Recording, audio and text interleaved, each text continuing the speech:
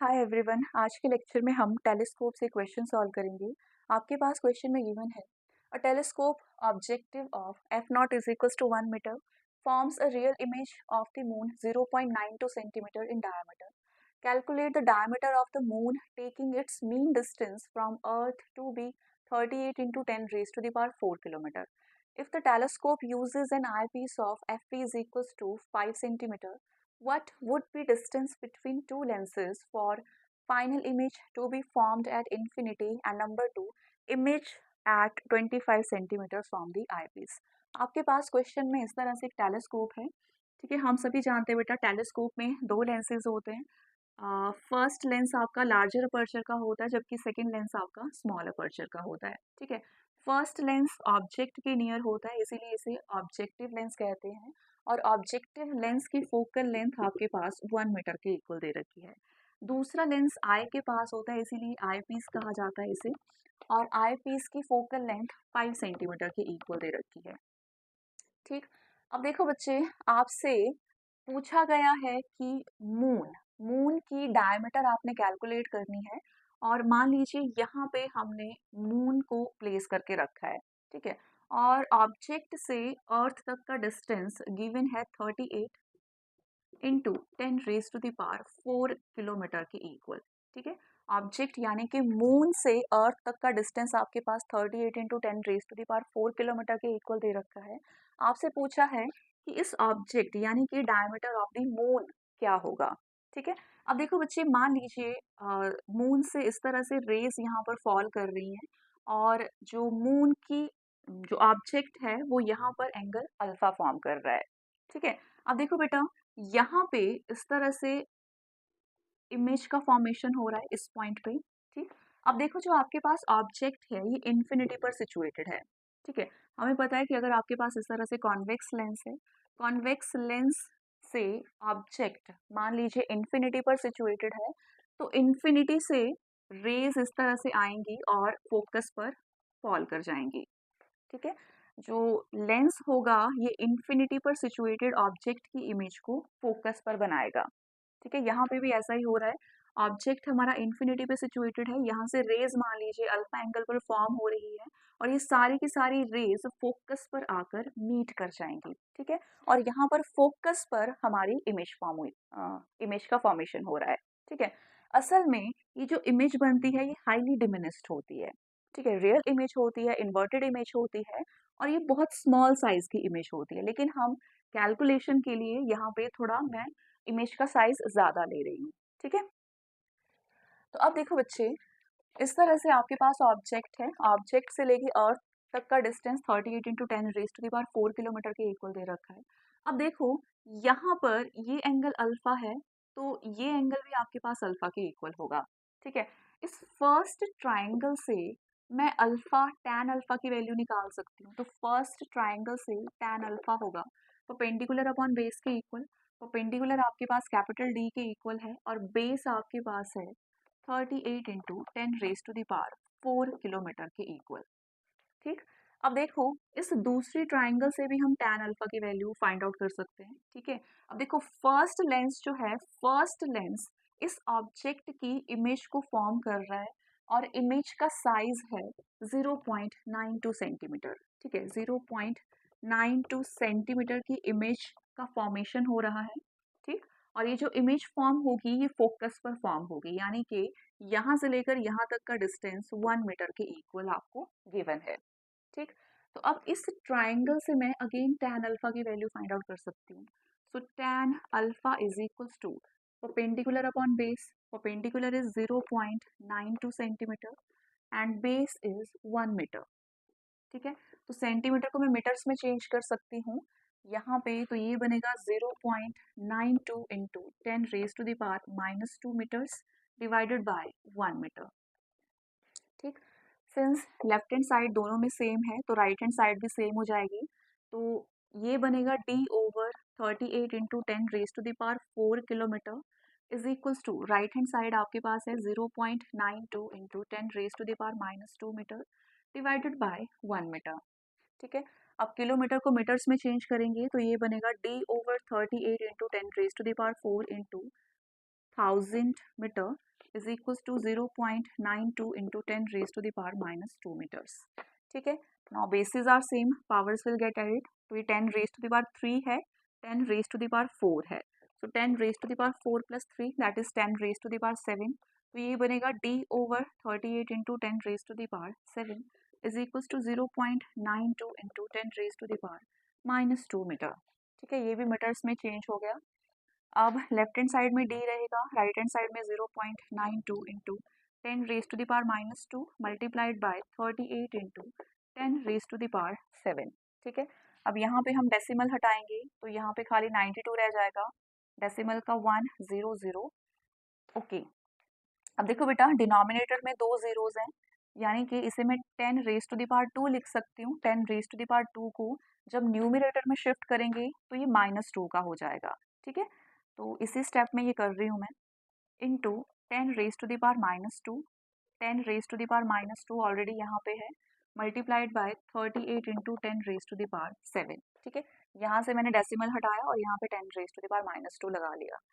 So diameter of the moon is equals to 92 into 38 into bases are same, powers add हो जाएंगी -4 into 10 raised to the power 7।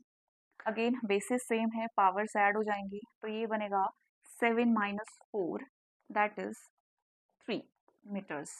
ठीक है, अब हमने इसको सॉल्व करना है। सो यहाँ पे है 92 एंड 38।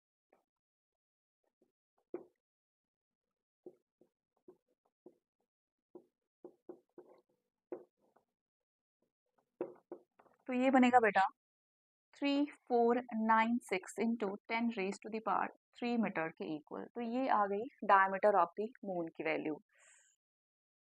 ठीक है, सो स्टैंडर्ड फॉर्मेट में इसे लिखा जा सकता है। So diameter of the moon is equal to 3496 into 10 raise to the power 3। अब मैं इसे 1000 से मल्टीप्लाई कर सकती हूँ, 1000 से डिवाइड कर सकती हूँ, तो ये बना 3.496 into 10 raise to the power 6 metre. ठीक है, तो ये है डायमीटर ऑफ मून की वैल्यू। ठीक है, यहाँ पे अपने पास एक टेलीस्कोप है, टेलीस्कोप में ऑब्जेक्टिव लेंस होता है और आपके पास आई पीस होती है।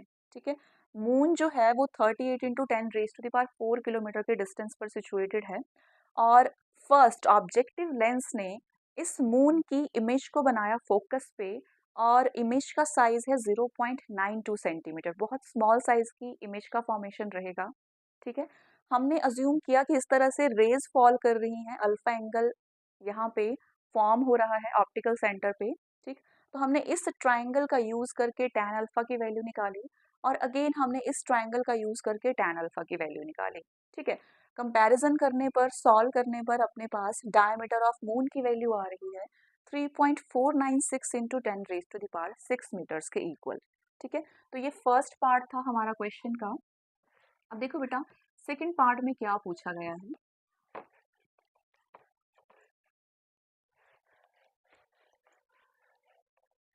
अब देखिए सेकंड पार्ट में पूछा है what would be distance between two lenses for final image to be formed at infinity। ठीक है, इन दो लेंसेज के बीच में हमने डिस्टेंस निकालना है जब फाइनल इमेज का फॉर्मेशन हो रहा है इन्फिनिटी पे। ठीक है, जब आई पीस फाइनल इमेज को फॉर्म कर रहा है इन्फिनिटी पे। ठीक, अब देखो बच्चे, यानी कि आपके पास दो लेंसेज हैं इस तरह से। ठीक, और फाइनल इमेज आपकी इन्फिनिटी पे फॉर्म होनी चाहिए। अब हमें पता है कि अगर आपके पास इस तरह से कॉन्वेक्स लेंस है, कॉन्वेक्स लेंस में अगर ऑब्जेक्ट फोकस के ऊपर सिचुएटेड है तो फाइनल इमेज आपकी इन्फिनिटी पे फॉर्म होती है। ठीक है, फाइनल इमेज इन्फिनिटी पे फॉर्म कब होगी? जब ऑब्जेक्ट आपका फोकस पर फॉल करता है। ठीक है, तो यहाँ पे भी ऐसा ही होना है। अगर ऑब्जेक्ट यू ई फोकस पर हो, एफ पर होगा, तभी फाइनल इमेज आपकी इन्फिनिटी पे फॉर्म होगी। ठीक है, तो इस तरह से रेज यहाँ पर इंसिडेंट होगी, पैरेलल रेज फोकस से होके पास होंगी, दूसरी रे हम ऑप्टिकल सेंटर से पास करवा सकते हैं। इस तरह से रेज जो होंगी वो इन्फिनिटी पर जाकर मीट करेंगी और फाइनल इमेज का फॉर्मेशन आपका इन्फिनिटी पे होगा। ठीक है।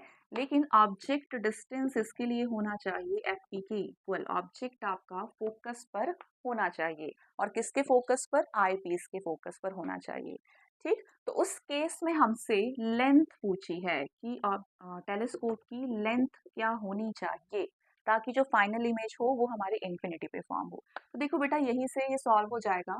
यहाँ से लेकर यहाँ तक का डिस्टेंस ये फोकल लेंथ के इक्वल है, जो कि 1 मीटर के इक्वल दे रखी है।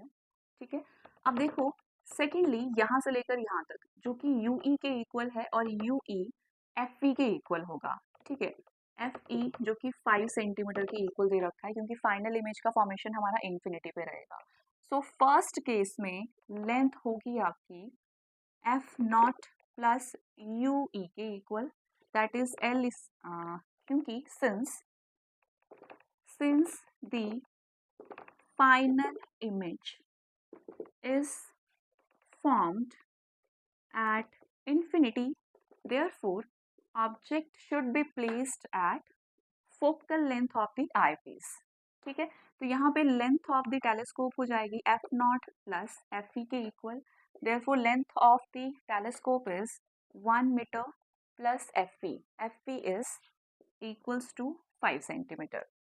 ठीक है, तो L is equals to 1 meter and 5 centimeter, that is 500, not 500। Okay, इसको हम मीटर्स में चेंज कर सेंटीमीटर में चेंज कर सकते हैं। 1 metre is equals to 100 centimetre plus 5 centimetre. ठीक है, इसको मैंने सेंटीमीटर में चेंज कर दिया, तो length is equals to 105 centimeter. So अगर फाइनल इमेज आपको इन्फिनिटी पे चाहिए तो ऑब्जेक्ट और आई पीस के बीच में डिस्टेंस होना चाहिए 105 सेंटीमीटर के इक्वल। ठीक है, तो ये फर्स्ट केस था अपने पास। अब देखो बच्चे, सेकंड केस में हमसे क्या पूछा है कि फाइनल इमेज आपकी फॉर्म होनी चाहिए least distance of distinct vision पर। ठीक है, तो मैं हटा रही हूँ इसे। सेकेंड केस में final image should be formed at least distance of distinct vision, यानी कि हमें फाइनल इमेज का जो फॉर्मेशन चाहिए वो बिल्कुल शार्प चाहिए। ठीक है, हमें पता है इन्फिनिटी पे इमेज का फॉर्मेशन जब होता है तो उतनी क्लियर इमेज आपको नहीं मिलेगी, उतना ज़्यादा मैग्निफिकेशन नहीं होता। ठीक है, लेकिन ये केस नॉर्मल एडजस्टमेंट का केस है, काफ़ी रिलैक्स्ड आई से आप ऑब्जर्वेशन कर सकते हो। लेकिन दूसरा केस, अगर आपको बिल्कुल क्लियर इमेज चाहिए ऑब्जेक्ट की, तो फाइनल इमेज फॉर्म होनी चाहिए at least distance of distinct vision, यानी कि 25 सेंटीमीटर पर हमारी फाइनल इमेज का फॉर्मेशन होना चाहिए। ठीक है, तो ये है जब फाइनल इमेज हमारा 25 सेंटीमीटर पे होना चाहिए, तो उस केस में ऑब्जेक्ट कहाँ पे सिचुएटेड हो। ठीक है, देखो इस तरह से आपके पास लेंसेज है, तो फाइनल इमेज अगर 25 सेंटीमीटर पे है तो उस केस में ऑब्जेक्ट डिस्टेंस क्या होगा, यानी कि हमें यू ई की वैल्यू फाइंड आउट करनी होगी। ठीक है, वी ई आपके पास -25 सेंटीमीटर के इक्वल है, एफ ई आपके पास 5 सेंटीमीटर के इक्वल है, यानी कि हमसे यू ई की वैल्यू पूछी गई है। तो हम सिंपल लेंस फॉर्मूले से यूज कर सकते हैं। 1/एफ ई इज इक्वल्स टू 1/वी ई माइनस 1/यू ई। तो यहाँ पे 1/एफ ई दैट इज 5, 1/वी ई दैट इज -25 माइनस 1/यू ई। लेफ्ट हैंड साइड में शिफ्ट करेंगे, 1/5 plus 1/25 is equals to minus of 1/यू ई। तो ये बन गया 25, 5 plus 1 is equals to minus 1/यू ई। तो ये बना 6/25 इज इक्वल्स टू माइनस 1/यू ई। ठीक है, so U E is equals to -25/6। तो ये बन जाएगा, यहाँ पे हम सॉल्व कर सकते हैं।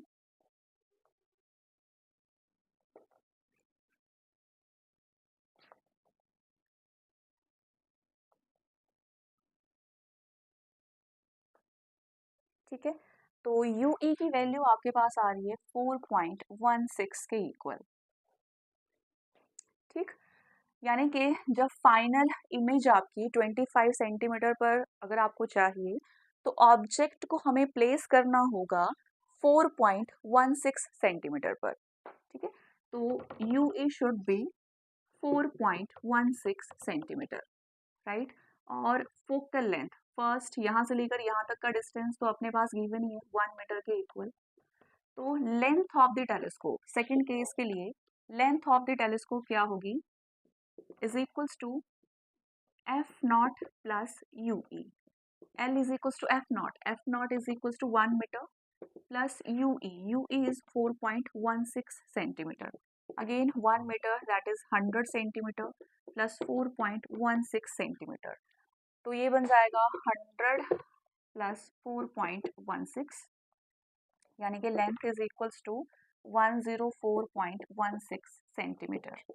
ठीक है, यहाँ पे फाइनल इमेज का फॉर्मेशन कहाँ पे हो रहा है? फाइनल इमेज का फॉर्मेशन आपका -25 सेंटीमीटर पे हो रहा है। ठीक है, तो अगर आपको फाइनल इमेज -25 सेंटीमीटर पे चाहिए तो दोनों लेंसेज के बीच में डिस्टेंस होना चाहिए 104.16 सेंटीमीटर के इक्वल। ठीक है, तो ये था हमारा क्वेश्चन। Thank you.